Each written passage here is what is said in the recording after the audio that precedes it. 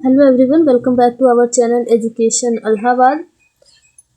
आज current affairs में आपको पिछले 2 क्लासेस से कुछ अलग देखने को मिलेगा, क्योंकि आज मैं क्वेश्चन नहीं सॉल्व कराऊंगी आप लोगों को। आज आप लोगों को ये बताऊंगी कौन कौन से इम्पोर्टेंट टॉपिक्स हैं जिन्हें आप पढ़ के अपने करंट अफेयर के मोस्टली टॉपिक्स को आप कवर कर सकते हैं। मोस्टली क्वेश्चन आप सॉल्व कर पाएंगे और आपको ज़्यादा फोकस अपने सब्जेक्ट पे देना है। इसीलिए मैं आज आपको ये क्वेश्चन सॉल्व कराने का ये मन नहीं बनाया है, तो इसीलिए मैं आज आपको सोची कि आपको ऐसे कुछ टॉपिक्स बताए जाएं कि जिससे कि आप किसी भी बुक से पढ़ें और अपने क्वेश्चन खुद ही निकाल सके कि कौन से इम्पोर्टेंट हैं। ठीक है, तो चलिए आज आपको स्टार्ट करते हैं। तो आप लोग अच्छे से प्रिपरेशन आई होप कर रहे होंगे अपने सब्जेक्ट को भी और पेपर फर्स्ट को भी। तो चलिए स्टार्ट करते हैं। सबसे पहले हम ये देखेंगे, जैसे कि मैं आपको बता दूं कि आपको पढ़ना क्या है। तो भारत के आगामी लक्ष्य, जैसे कि बहुत ही क्वेश्चन पूछे जाते हैं। आप अगर कंपटीशन का कोई एग्जाम दिए होंगे तो आपको पता होगा इसमें से भी आपको कोई भी मतलब कि ऐसे सभी को रट्टा नहीं मारना है। आप एक बार सब कुछ पढ़ लेंगे तो आपके माइंड में, मेमोरी में ये सारी चीज़ें फिट हो जाएंगी, लेकिन आपको याद कौन कौन सी चीज़ों को करना है जो कि इम्पोर्टेंट है। ठीक है, जैसे कि भारत को टीबी मुक्त देश बनाने का लक्ष्य रखा गया है। $5 ट्रिलियन की अर्थव्यवस्था को बनाने का लक्ष्य था। ठीक है, यूरिया आयात को बंद करने का लक्ष्य है। गाँवों में ऑप्टिकल फाइबर बिछाने का लक्ष्य है। तो आप एक बार पढ़ लेंगे तो आपको ये चीज़ें याद हो जाएंगी। ठीक है, और इसके साथ ही जैसे कि कुछ इम्पोर्टेंट हैं, सबसे ज़्यादा इम्पोर्टेंट है, आप इसे ज़रूर पढ़ के जाइएगा। कुल कार्बन उत्सर्जन में 1 अरब टन की कमी और 0 कार्बन उत्सर्जन कब तक करने का बनाया है उन्होंने लक्ष्य। तो आप ये सब याद रखेंगे। ठीक है, तीसरी सबसे बड़ी अर्थव्यवस्था बनाने का लक्ष्य, जो कि बहुत ही चर्चा में है, जिसको देख करके विकसित भारत का एजेंडा फिक्स किया गया है, उसी पे कार्य किया जा रहा है। भारतीय विदेश नीति उसी पे कार्य कर रही है, तो आप उसे भी ध्यान देंगे। ये दोनों इम्पोर्टेंट है। और इसके साथ ही आप देखिएगा कि जैसे कि भारत का नेट जीरो कार्बन, जैसे मैंने अभी बताया है, तो नेट जीरो कार्बन भी इम्पोर्टेंट है।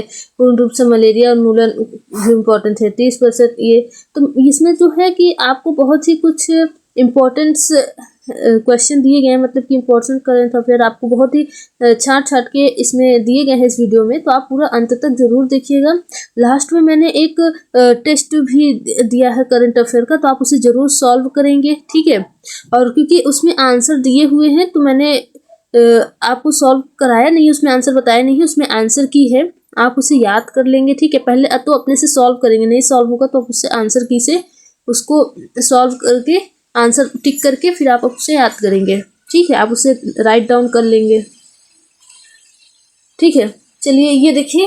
इसके अलावा आपको चंद्रमा पर अंतरिक्ष यात्री भेजने का लक्ष्य, गगनयान मिशन वगैरह जितने भी है, चंद्रयान 5। ठीक है, तो इसे भी आप याद कर लेंगे। इसके अलावा आप जो अमेरिका और भारत के बीच में, नेपाल के साथ, बांग्लादेश के साथ, चीन के साथ जितने भी साझेदारी हो रही है, रूस के साथ, आप उसे भी याद रखेंगे कि किसका व्यापार कितना गया है। ठीक है, कितना होने वाला है, कौन सी योजना में कौन साथ है। I2 U2 भी पढ़ लीजिएगा, क्वाड पढ़ लीजिएगा। ठीक है, आसियान, नैम, एक नैम 2.0 है, नैम 2.0। ठीक है, उसे भी याद रखिएगा, बहुत न्यू है तो आपको पूछा जा सकता है। ठीक है, चलिए देखिए, भारत द्वारा शून्य कार्बन उत्सर्जन का लक्ष्य। ठीक है, नेट जीरो का लक्ष्य आप सब ध्यान देंगे। मुंबई शहर में उत्सर्जन का लक्ष्य, शून्य कार्बन उत्सर्जन का लक्ष्य। ठीक, चलिए ये बहुत ही चुनिंदा मतलब कि टॉपिक्स इसमें हैं। ठीक है, PDF है तो आप देखिएगा। इसके अलावा त्योहार, उत्सव और मेला, ठीक है, ये बहुत ही पूछे जाते हैं वन लाइनर में, और इसको आपको याद रखना है। इसमें से सबको नहीं याद रखना, आप एक बार पढ़ लीजिएगा तो आपको पता चल ही जाएगा कि कहाँ कौन सा त्योहार मनाया जाता है। इससे सबसे ज़्यादा पूछा जाता है चैप्चर कूट त्योहार। ठीक है, हॉर्नबिल त्योहार, हॉर्नबिल, चैप्चर कूट। ठीक है, ये अट्टू पोंगल, तो पोंगल वगैरह तो आपको पता है कि ये केरल वगैरह में ही मनाया जाता है। पर्पल उत्सव, सिग्मो, ठीक है, भाषा महोत्सव, तो ये सब है। आदि महोत्सव देखिए नई दिल्ली में बनाया गया था। सांभर फेस्टिवल, तो इससे आप एक ट्रिक भी लगा सकते हैं कि सांभर झील राजस्थान में है तो सांभर फेस्टिवल भी मनाया गया। ठीक, गौरांग उत्सव वाली मनाया गया है।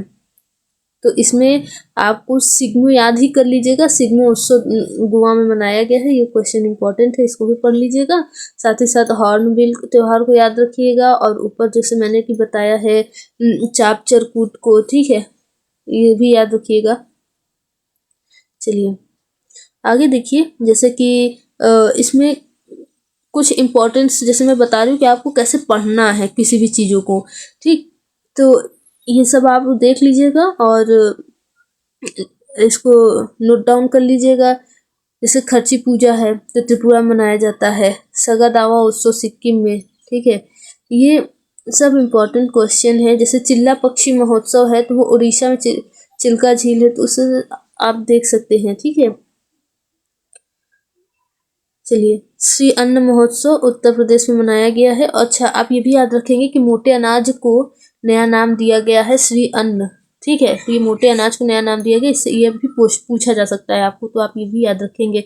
मोटे अनाज में से बाजरा हो गया वगैरह, तो कोदी, तो ये सब मोटे ही अनाज हैं, आप उन्हें भी याद रखेंगे, उन्हें श्री अन्न नाम दिया गया है, ठीक है। चलिए, जैसे 10वां अंतर्राष्ट्रीय योग दिवस कब मनाया गया है, श्रीनगर में मनाया गया।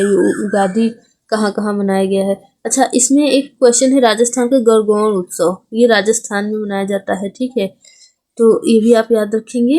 और फिर उसके बाद जैसे डोल यात्रा, तो ये सब पश्चिम बंगाल का, ये भी इम्पोर्टेंट है, आप याद रखिए, कई कंफ्यूजन पूछा जाता है जैसे कि, तो आप देखिएगा इसे। और इसके अलावा देखिए कोयला वैशाख उत्सव वगैरह है, ठीक, तो ये भी सब आप देख सकते हैं।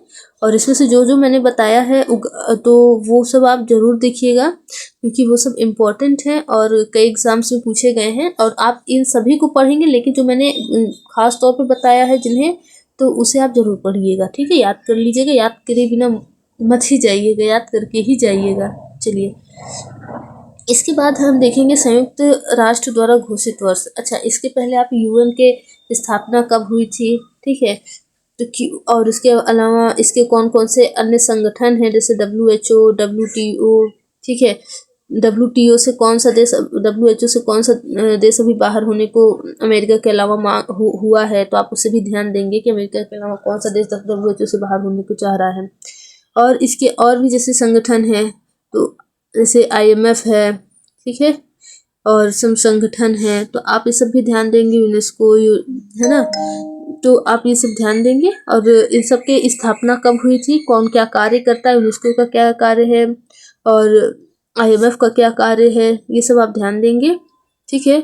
और इसके अलावा संयुक्त राष्ट्र का चार्टर आपको पता होगा, जो चार्टर भी याद रखिएगा। अच्छा, चार्टर में 2 मेन आर्टिकल हैं, अनुच्छेद हैं, धाराएं हैं, आप को याद रखना है, 6 और 7, ये 2 इम्पोर्टेंट अनुच्छेद हैं, जिसमें कि आपको इसको याद रखना है कि किसमें शांतिपूर्ण ढंग से मामलों को सुलझाने का प्रस्ताव दिया जाता है, किसमें बलपूर्वक सुझाव दिया जाता है सुलझाने का, तो ये भी याद रखना है।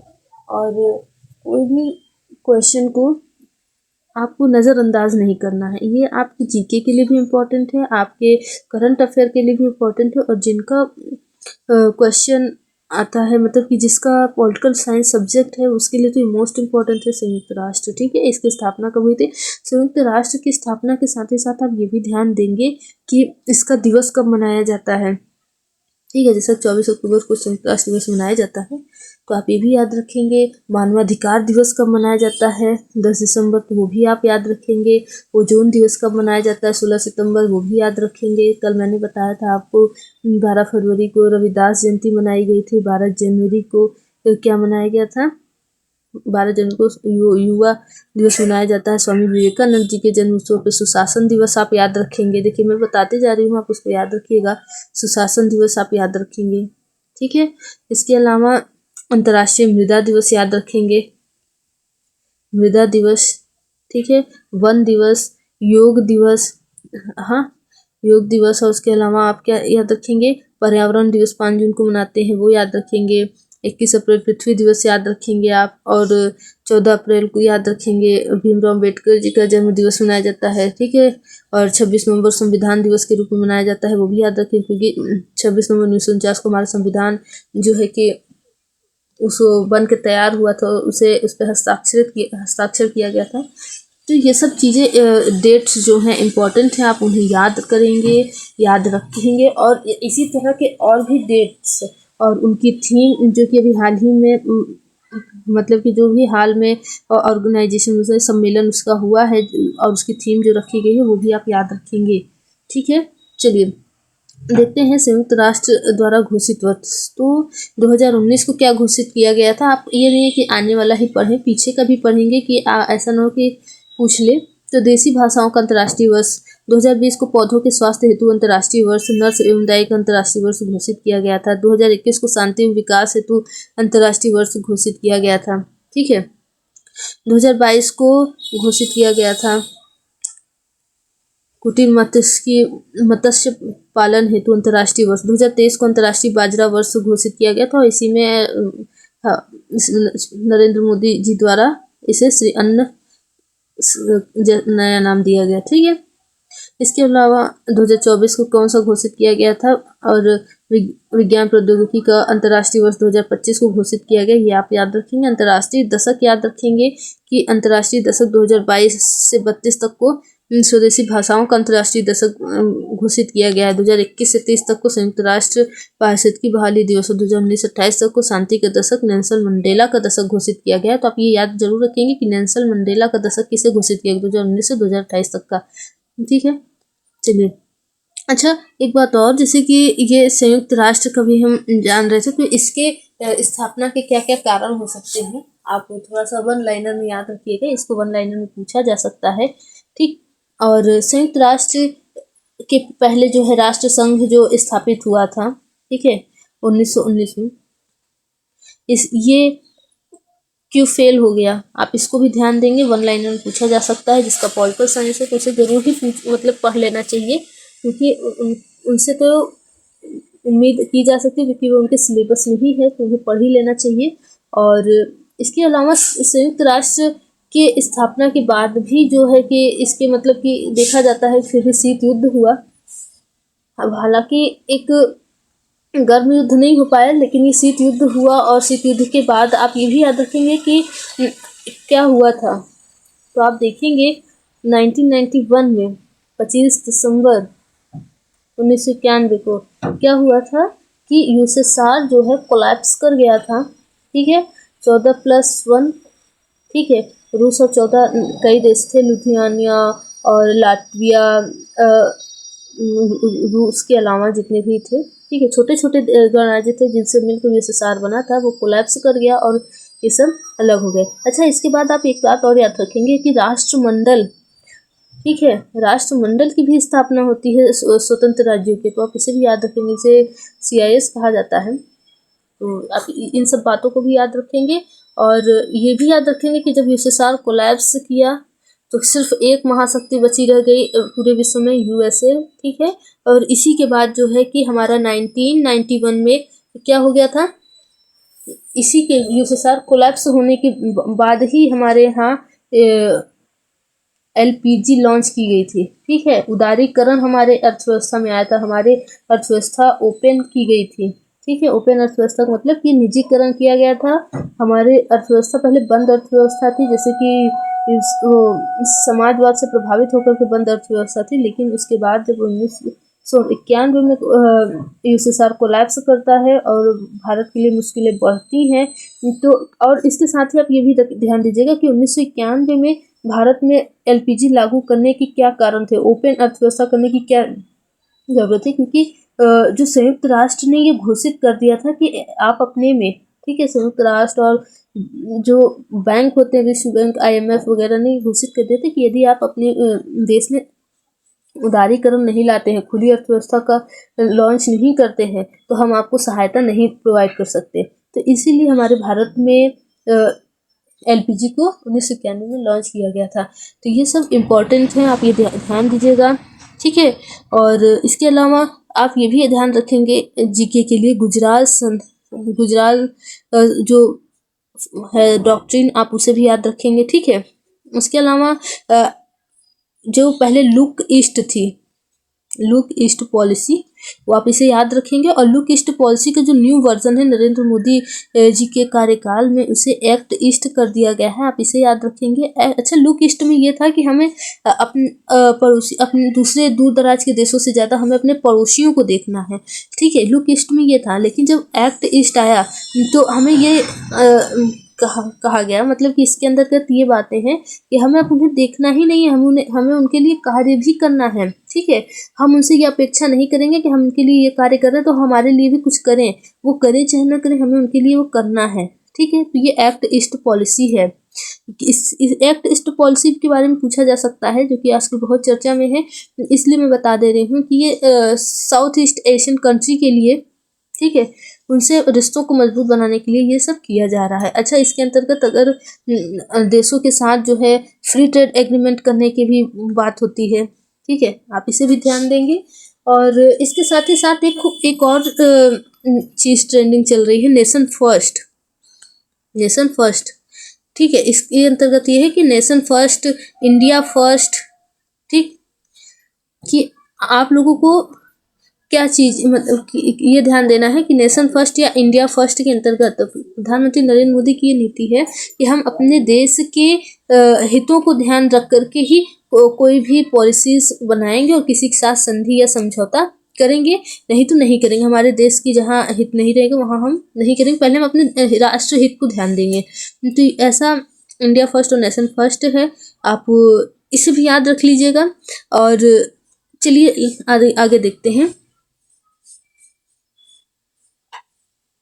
हाँ, प्रमुख स्थानों के परिवर्तित नाम, ठीक, प्रमुख स्थानों परिवर्तित नाम में आप देखेंगे कि हैरिस पार्क, ठीक है, लिटिल इंडिया उसका नाम रखा गया है।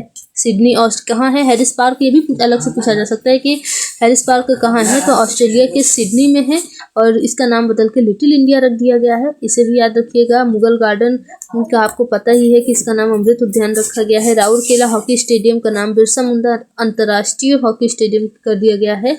ये कुछ इम्पोर्टेंट है, नेम है जो कि बदले गए हैं, तो आप इसे याद रखिएगा। Churchgate railway station, C D Deshmukh railway station, Osmanabad शहर का नाम धाराशिव रखा गया, औरंगाबाद का छत्रपति संभाजी नगर रखा गया है। अच्छा, औरंगाबाद में आप ध्यान दीजिएगा कि लोरा जनता गुफाएं हैं। औरंगाबाद में बीबी का मकबरा है, आप उसे भी याद रखेंगे, ठीक है। औरंगजेब ने बनवाया था बीबी का मकबरा। अच्छा, बीबी के मकबरे को ताजमहल की फोटोकॉपी भी कहा जाता है, ठीक है, तो उसी की जैसे बनाया गया है, तो ध्यान दीजिएगा आप लोग ये सब बातों को और रिलेट कीजिएगा। अगर औरंगाबाद पढ़ रहे हैं तो आप ध्यान दीजिएगा किसने बसाया है, कहाँ पर, उसमें क्या क्या पर्यटन स्थल है। तो आप बीबी का मकबरा औरंगाबाद में है और औरंगजेब ने ही बसाया है, ये याद रखेंगे आप लोग, ठीक है। और उसके बाद देखिए शिवमोगा हवाई अड्डे का नाम कुवेंपू हवाई अड्डा कर दिया गया है। अहमदनगर जिले का नाम अहिल्या नगर कर दिया गया है। चलिए, इसके अलावा आप देखेंगे कि द्वीप के नाम चेंज किए गए हैं, बदले गए हैं। आपको पता ही होगा कि हैवलॉक द्वीप है, ठीक है, हैवलॉक द्वीप का नाम क्या रखा गया है, स्वराज द्वीप रखा गया है, ठीक। एक नील द्वीप है, नील द्वीप, नील द्वीप का नाम क्या रखा गया है, शहीद द्वीप रखा गया है, ये भी याद रखिएगा। और साथ ही साथ व्हीलर द्वीप है, व्हीलर द्वीप, ठीक है, व्हीलर द्वीप का नाम क्या रखा गया है, APJ अब्दुल कलाम द्वीप रखा गया है, ठीक है। तो ये भी सब आप याद रखिएगा। और हाँ, एक बात और, न्यू मोरे द्वीप है, तो आप याद रखिएगा कि न्यू मोरे द्वीप जो है कि इसके बीच विवाद चल रहा है, किस देश के बीच में विवाद चल रहा है, तो बांग्लादेश और इंडिया के बीच में विवाद चल रहा है कि ये किसके कब्जे में है। हालांकि 2010 के लगभग इसमें एक सुनामी आई और ये उसमें डूब गया, तो ये विवाद समाप्त ही माना जाता है। लेकिन अगर फिर ये दिखाई पड़ता है तो फिर विवाद शुरू हो सकता है। तो आप ये भी याद रखेंगे कि इसमें पूछा जा सकता है कि न्यू मोरे द्वीप विवाद किन देशों के बीच में है, तो आप ये बता सकते हैं कि बांग्लादेश और इंडिया के बीच में ये विवाद चल रहा है, ठीक है। चलिए, अच्छा, द्वीप से आप ये भी याद रखेंगे कि भारत में अरब सागर और बंगाल की खाड़ी में भी द्वीप है।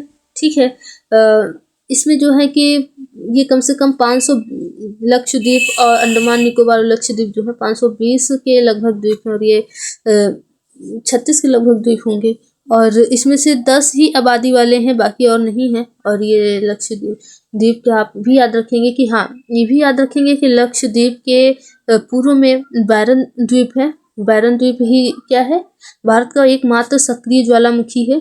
तो आप इसे याद रखेंगे कि भारत के एकमात्र सक्रिय ज्वालामुखी बैरन द्वीप है। ये अंडमान निकोबार के पूर्व में स्थित है। ठीक है, आप उसकी लोकेशन भी याद रखेंगे, भूलिएगा नहीं। और भारत का सबसे अंतिम बिंदु भी अंडमान निकोबार के सबसे नीचे ग्रेट निकोबार में है। ठीक है, जिसे हम लोग क्या कहते हैं, इंदिरा पॉइंट कहते हैं, और इसका दूसरा नाम क्या है, पिग्मेलियन पॉइंट भी है। इसे भी आप याद रखेंगे।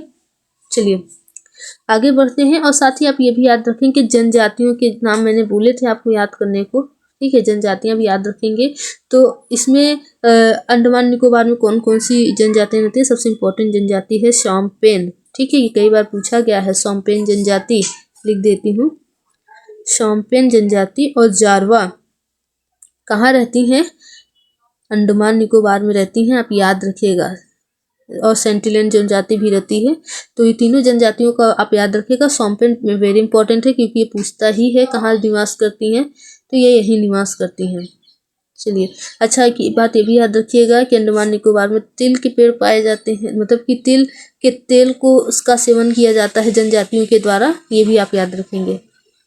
ठीक है, तो चलिए साथ ही साथ में करंट अफेयर्स के साथ ही साथ मैं आपको रिलेट कर करके बता रही हूँ वहाँ के। अच्छा, आप ये भी याद रखिएगा, अहमदनगर जिला, अहमदनगर से आपको याद आना चाहिए 1857 की क्रांति अहमदनगर चांद बीबी ने इसका किया था नेतृत्व। ठीक है, अहमदनगर चांद बीबी मतलब किससे संबंधित हैं, तो अहमदनगर से संबंधित हैं। और अहमदनगर से 1857 का किसने किया था, ये भी आप याद रखेंगे। चांद बीबी का संबंध पूछे तो अहमदनगर से है, याद रखिएगा। जब अकबर ने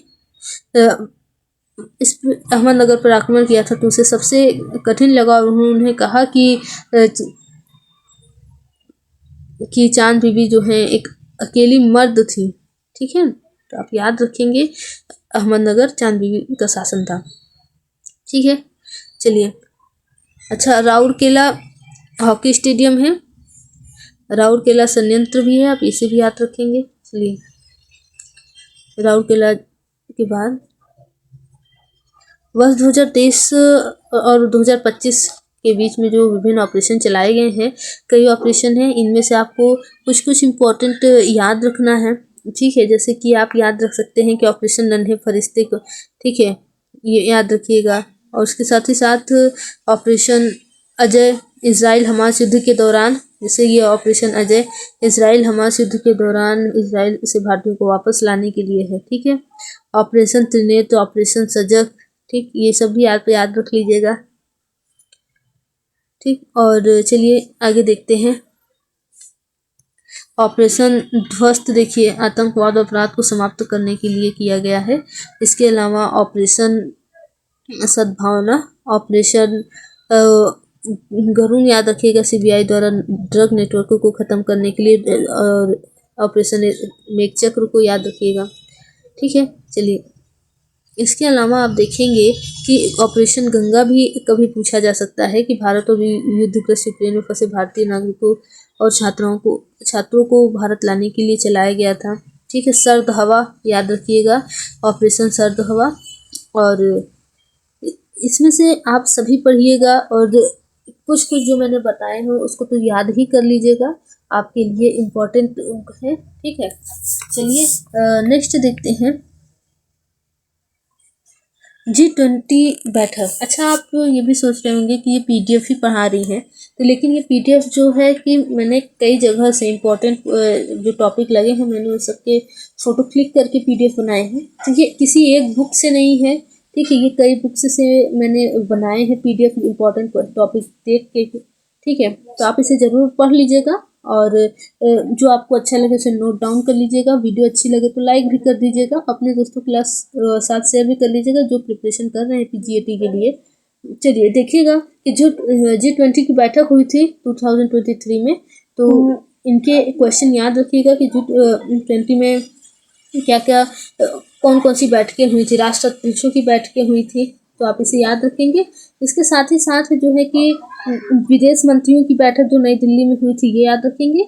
एक याद रखेंगे आप बैठक कि वाराणसी की बैठक जो है अध्यक्षता के तहत 100वीं बैठक जो है वाराणसी में हुई थी, ये इम्पोर्टेंट है और इसे आपको याद करना है, ठीक है। इसके अलावा आर्थिक और सामाजिक विकास मंत्रियों की बैठक वाराणसी में हुई थी, ठीक। और इसके अलावा ये याद रखिएगा, ये इम्पोर्टेंट है, G20 पार्क की अब जो है कि कई पार्क जो स्थापित किए गए हैं वो याद रखने की बात है। तो G20 पार्क की स्थापना कहाँ की गई है? नई दिल्ली में की गई है। अंतर्राष्ट्रीय मल्टी मॉडल लॉजिस्टिक पार्क जगी घोपा असम में की गई है। सृष्टि पार्क अम्बेगांव पुणे में की गई है। अनुभूति समावेशी पार्क नागपुर में की गई है। पहला आर्टिफिशियल इंटेलिजेंस और robotic national technology park Bengaluru में किया गया है। तो देखिए, चाय पार्क असम में की गई है।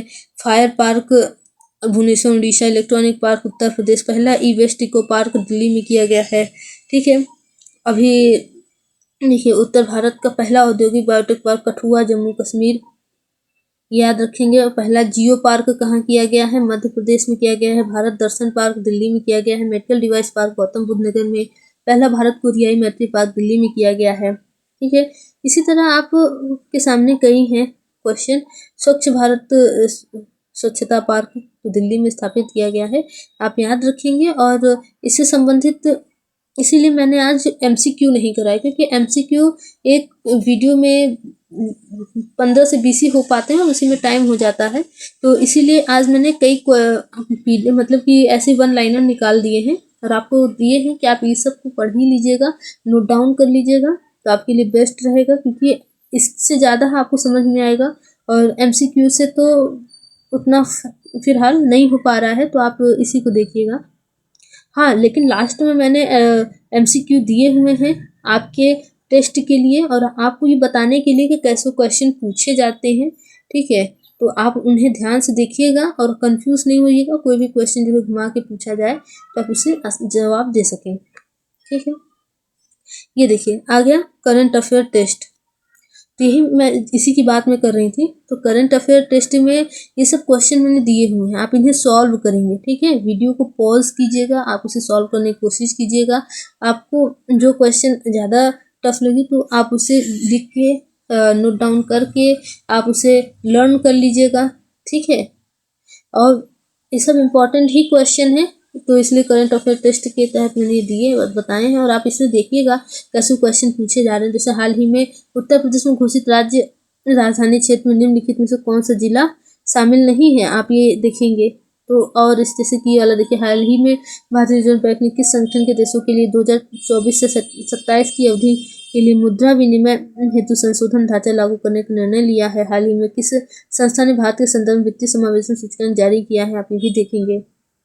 अराकू कॉफ़ी का संबंध कहाँ है, मतलब कि उसका पैदावार होती है। विश्व शिल्प शहरों की सूची में कौन सा शहर शामिल नहीं है, तो आप ये भी देखेंगे।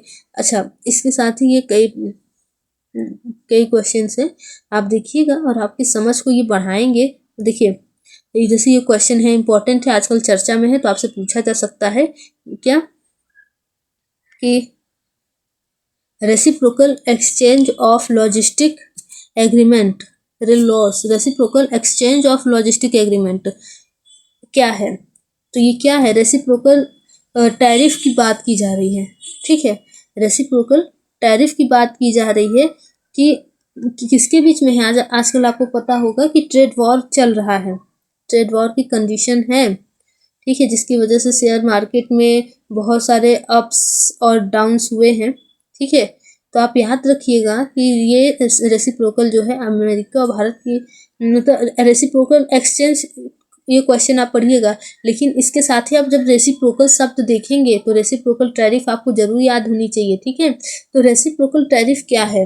रेसिप्रोकल टैरिफ अमेरिका के द्वारा, जब अमेरिका में नए राष्ट्रपति नियुक्त हुए हैं मिस्टर डोनाल्ड ट्रम्प, ठीक है, तो आपको याद रखना चाहिए कि इनके द्वारा रेसिप्रोकल टैरिफ जारी की गई है, लागू की गई है कि जो देश, अच्छा रेसिप्रोकल टैरिफ का मतलब क्या है ये भी आपसे पूछा जा सकता है ऑनलाइन में।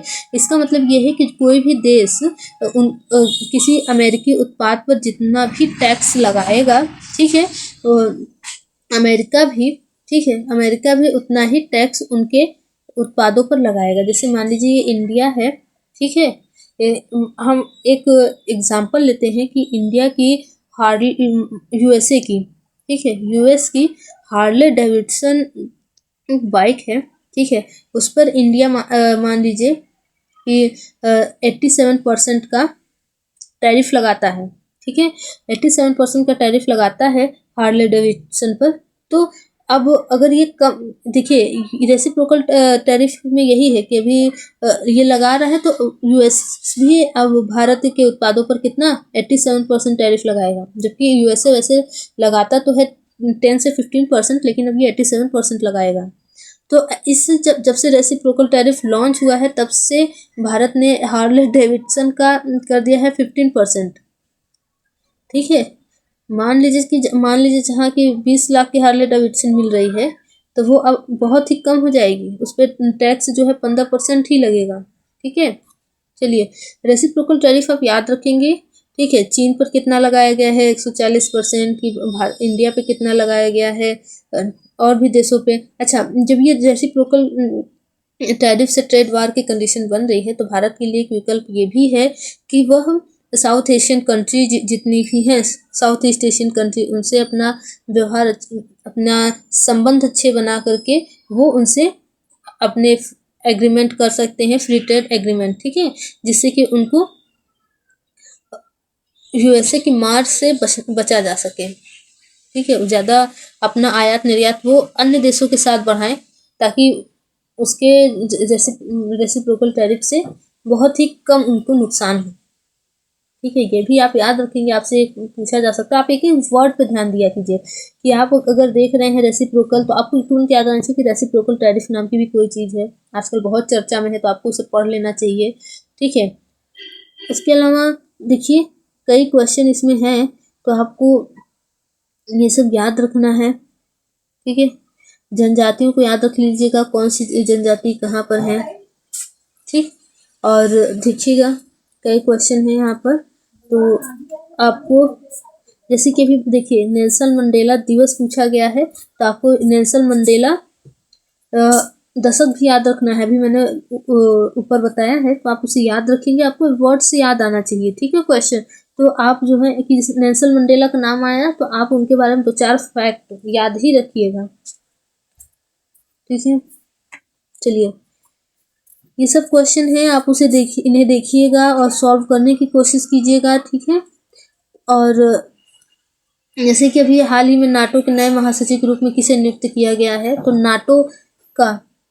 नाटो आपको याद आना चाहिए, नाटो किससे संबंधित है, अमेरिका, यूएस प्लस का मतलब कि जब शीत युद्ध हो रहा था अमेरिका और उसके जो साथी थे उन्हें सैन्य मतलब गठबंधन है तो उन्हें नाटो के अंतर्गत सम्मिलित माना जाता था। और नाटो के ही जवाब में जो है यूएसएसआर ने वारसा भी संगठन बनाया था, ठीक है। और वारसा जो है 1991 में ही यूएसएसआर के साथ वो भी समाप्त हो गया, लेकिन नाटो बना हुआ है। आप याद रखेंगे कि नाटो क्या है, सैन्य गठबंधन है, सैन्य, ठीक है, सैन्य संधि है नाटो, जिसमें शीत युद्ध में यूएस के पक्ष में जितने देश थे, यूएस प्लस हम उसे कहते हैं, तो यूएस प्लस जो देश थे वो थे, और यूएसएसआर प्लस में जो देश थे वो किस में थे, वारसा में थे, वारसा पैक्ट, ठीक है। अच्छा, यूएसएसआर के कोलैप्स का सबसे मेन रीज़न क्या माना जाता है, मतलब कि दिखाई पड़ने लगती है कि यूएसएसआर का पतन दिखाई देने लगता है, कहाँ से, जब 1989 में बर्लिन की दीवार गिरती है, ठीक है। कहाँ की, बर्लिन की दीवार गिरती है तो वहाँ पर से यूएसएसआर का पतन स्पष्टता दिखाई देने लगता है, और यूएसएसआर का पतन दिखाई देने लगता है जब रूस ने संसद में स्वतंत्रता की घोषणा कर दी थी, लाटविया ने कर दी थी, ठीक है। और कहा जाए, जब भी आपसे पूछा जाए यूएसएसआर का उत्तराधिकारी किसे कहा जाता है तो ये रूस को ही कहा जाता है, ये भी आप याद रखेंगे। और साथ ही साथ ये भी याद रखेंगे कि यूएसएसआर के पतन के पीछे किसका, गोरबाचोव की जो नीतियाँ थी, ठीक है, उसे भी आप, ग्लास नोट्स की नीतियाँ थी तो आप उसे भी याद रखेंगे। तो पेरेस्ट्रोइका और ग्लास नोट्स, तो वो दोनों नीतियाँ भी गोरबाचोव की थी। ये भी आपसे पूछा जा सकता है जीके के पोर्शन में, आप पॉलिटिक्स के स्टूडेंट हैं तो उसमें पूछा जा सकता है, हिस्ट्री के में पूछा जा सकता है, मॉडर्न हिस्ट्री में पूछा जा सकता है। ये देखिएगा, एंशियंट हिस्ट्री मॉडर्न हिस्ट्री दोनों में ये पूछा जाता है, दोनों में आप याद रखेंगे, ठीक है। वर्ल्ड हिस्ट्री तो आपको याद ही रखनी है, तो इम्पोर्टेंट, ठीक है। और आप ये भी याद रखेंगे कि ग्लोबलाइजेशन के साथ ही आप ये भी याद रखेंगे कि यूएसएसआर के विघटन के बाद ग्लोबलाइजेशन बहुत तेजी से बढ़ा, देशों के बीच अंतर संबंध बढ़ने लगे, ठीक है। और ये याद रखेंगे कि इसके साथ ही आप ये भी याद रखेंगे कि ग्लोबलाइजेशन का इम्पैक्ट क्या क्या पड़ रहा है, ठीक है। आप ये भी याद रखेंगे कि पर्यावरण पे क्या उसका प्रभाव पड़ रहा है। पर अच्छा, एक चीज और कि एक पुस्तक का नाम याद आ रहा है, मतलब एक पर्यावरणविद, आप ये भी नाम आपका पूछा जा सकता है, पर्यावरणविद है वंदना शिवा। क्या नाम है? वंदना शिवा, ठीक है। वंदना शिवा का नाम आप याद रखेंगे, इनसे पूछा जा सकता है कि वंदना शिवा किससे संबंधित है, तो आप बता सकते हैं कि वंदना शिवा एक पर्यावरणविद है, पर्यावरण से संबंधित है, ठीक है। और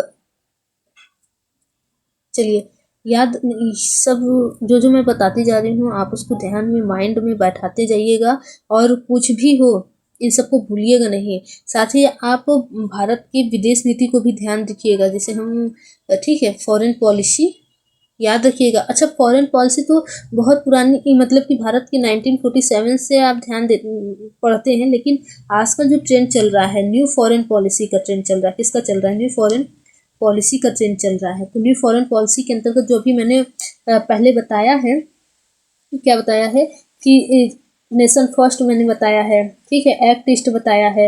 इसके साथ ही एक नया वर्ड है नेबरहुड फर्स्ट, ठीक है, नेबरहुड फर्स्ट है, पड़ोसी पहले।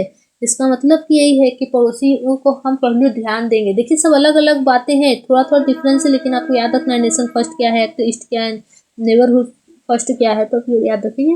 अच्छा, पड़ोसी पहले नीति में क्या है, अगर हम ये मोदी जी के काल में ज़्यादा देखने को हमें मिला है, ठीक है। जब हम मोदी जी 2014 में पहला अपना शपथ ग्रहण ले रहे थे, मई 2014 में, तो वो सबसे पहले सार्क के देशों को इनवाइट करते हैं, ठीक है। इसे इनवाइट करते हैं, सार्क के देशों को इनवाइट करते हैं, और उसमें पाकिस्तान के प्रधानमंत्री नवाज शरीफ को भी बुलाया जाता है। और जब प्रधानमंत्री नरेंद्र मोदी को बतौर प्रधानमंत्री दौरा करने को हुआ, पहली विदेश यात्रा करने को हुई, तो वो सबसे पहले भूटान को ही चुनते हैं अपनी विदेश यात्रा के लिए, ठीक है। ये भी आप याद रखेंगे, ये भी आपका फैक्ट है, और क्वेश्चन इससे बनाए जा सकते हैं। नेबरहुड फर्स्ट पॉलिसी से भी मतलब आपको वन लाइनर पूछा जा सकता है, तो आप ये भी याद रखेंगे। और सबसे पहला दौरा उन्होंने भूटान का ही किया था, ये भी आप याद रखेंगे, ठीक है। इसके अलावा भारत की जो आजकल आतंकवाद का विरोध हो रहा है, तो वो किस तरह हो रहा है, भारत की डिफेंस पॉलिसी भी आप याद रखेंगे। कौन सी पॉलिसी? डिफेंस पॉलिसी याद रखेंगे। भारत की डिफेंस पॉलिसी कैसी है, पहले कैसी थी? रक्षात्मक थी, डिफेंसिव थी। हमारी डिफेंस पॉलिसी कैसी थी? डिफेंसिव थी, लेकिन अब कैसी हो गई है? ऑफेंसिव हो गई है, ये भी आप याद रखेंगे, ठीक है। हमारी डिफेंस पॉलिसी अब ऑफेंसिव हो गई है भारत की। अच्छा, ऑफेंसिव, पहले डिफेंसिव से ऑफेंसिव में चेंज आया है 2014 के बाद से, और ये ऑफेंसिव डिफेंसिव ऑफेंसिव हम बोल सकते हैं कि भारत अच्छा, अजीत डोभाल जो है भारत के रक्षा सलाहकार, ठीक है, सुरक्षा सलाहकार, तो आप ये भी याद रखिएगा कि अजीत डोभाल ने ये डिफेंसिव ऑफेंसिव का सिद्धांत दिया था, कि उन्होंने कहा है, एक सम्मेलन में कहा था कि हमारे भारत की पॉलिसी डिफेंसिव है, कहीं भी कोई भी आक्रमण होता है, कोई भी घटना हो जाती है, हमारा भारत जो है इसकी रक्षा कार्य में जुट जाता है। यानी कि हमारा पहले की पॉलिसी जो थी, क्या थी? सिक्योरिटी मैक्सिमाइजर की थी। किसकी थी? सिक्योरिटी मैक्सिमाइजर की थी। और लेकिन अब की जो पॉलिसी है, अजीत डोभाल ने कहा था कि लेकिन अब आतंकवाद का और बढ़ते विद्रोहों का जवाब देने के लिए हमें एक ऑफेंसिव पॉलिसी की ज़रूरत है, ठीक है। हमें डिफेंसिव नहीं होना है, हमें ऑफेंसिव भी होना है और उन्हें जवाब देना है, उन्हें रोकने के लिए, उन्हें आगे बढ़ने से रोकने के लिए हमें उन्हें करारा जवाब देना है, ठीक है। तो ये आतंकवाद को रोकने के लिए हमें कैसी पॉलिसी अपनानी चाहिए, ऑफेंसिव पॉलिसी अपनानी चाहिए। और हमारे आप देख सकते हैं कि अभी हाल ही में ऑपरेशन सिंदूर के जो हुआ है, पुलवामा का हमला हुआ है, बालाकोट स्ट्राइक है, उरी स्ट्राइक है, ये सब के पीछे कौन सी रणनीति काम कर रही है, ऑफेंसिव काम कर रही है, ठीक है। आप पढ़िए, पढ़ने के साथ साथ आप ये भी देखिए और अपने आसपास जो भी चल रहा है उसको देखिए क्या हो रहा है, और फिर उसके बाद ये देखिए कि किस नीति के तहत ये किया जा रहा है। हमारी सरकार ये फैसला ले रही है तो कैसे, क्यों ले रही है, किस नीति के तहत ले रही है, तो आपको अपने सब्जेक्ट की जानकारी बहुत ही अच्छे से हो जाएगी। और इसके साथ ही साथ हमारी भारत की फॉरेन पॉलिसी कैसी होती जा रही है, एक मॉडर्नाइजेशन आ रहा है। किस चीज़ में, हमारे हथियारों में, हमारी सैन्य ताकतों में मॉडर्नाइजेशन किया जा रहा है। अभी AK-203 को अभी पढ़ लीजिएगा, ठीक है। अच्छा ये भी इम्पोर्टेंट है, AK-203 कहाँ बनाई जा रही है, अमेठी में बनाई जा रही है, ठीक है। भारत और रशिया के संबंध से, इंडिया और रूस के संबंध से बनाई जा रही है AK-203। जैसे आप AK-47 पढ़ते हैं वैसे ये AK-203 है, तो आप इसको भी याद रखेंगे, AK-203 को, ठीक है। कहाँ बनाई जा रही है, अमेठी में बनाई जा रही है। अच्छा इसके साथ ही साथ और भी इम्पोर्टेंट है क्या कहते हैं, वन पेंशन, ठीक है। वन पेंशन वाला भी है, और महिलाओं के लिए जो एक विभाग की स्थापना की गई है, ठीक है, वो भी इम्पोर्टेंट है आपके लिए।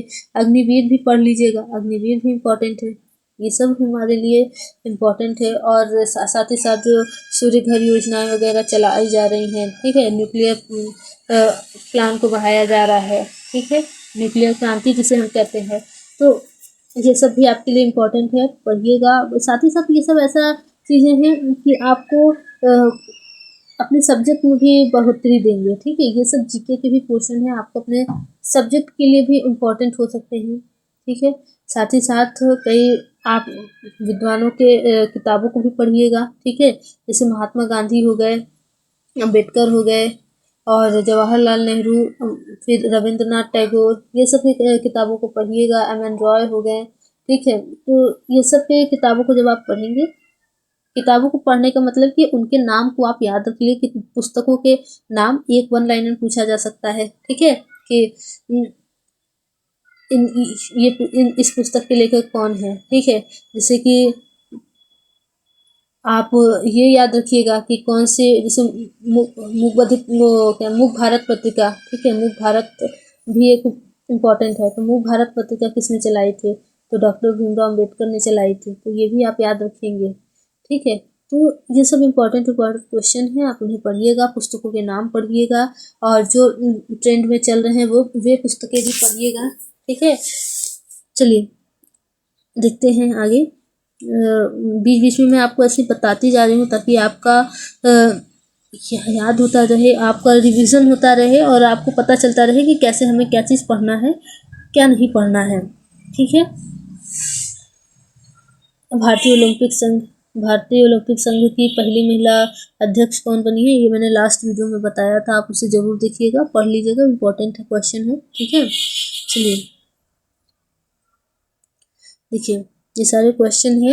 अच्छा, भारत के नए विदेश सचिव किसे नियुक्त किया गया है, विक्रम मिश्री को, तो ये भी आपको बताया था मैंने पिछली क्लास में, ये भी आप याद रखेंगे, ठीक है। चलिए इंडेक्स वगैरह का भी ध्यान दीजिएगा, और AI शिखर सम्मेलन वगैरह, आजकल AI भी बहुत चल रहा है, तो आप इसे भी देखिएगा। कृत्रिम बुद्धिमत्ता सूचकांक है, देखिए अब ट्रेडिशनल सूचकांक नहीं चल रहे हैं कि खुशहाली दिवस, मानवाधिकार दिवस, पढ़ लीजिएगा एक बार, लेकिन ये आजकल जैसे AI शिखर सम्मेलन हो गया, ठीक है, और कल भी मैंने कई सूचकांक बताए थे, तो इस हिसाब से आप पढ़िएगा। इसके आंसर ये नीचे दिए गए हैं, और आपको जहाँ भी इसे सॉल्व करने में तकलीफ हो वहाँ पर आप इसका आंसर देख लीजिएगा। आंसर की मैंने इसीलिए इसको सॉल्व नहीं कराया है कि जैसे कि इसे देने से, जैसे अभी मैंने दे दिया है तो ये 50 क्वेश्चन आपको हो गया है, और इसके अलावा भी मैंने कई फैक्ट्स आपको बता दिए हैं, लेकिन अभी यही मैं क्वेश्चन सॉल्व कराती तो ये 50 क्वेश्चन जो है 50 मिनट में भी ना पूरे हो पाते, इसीलिए मैंने आपको ये क्वेश्चन दे दिया है, साथ ही कई इम्पोर्टेंस मैंने फैक्ट्स भी आपको बताए हैं, तो आप ये याद रखिएगा, ठीक है।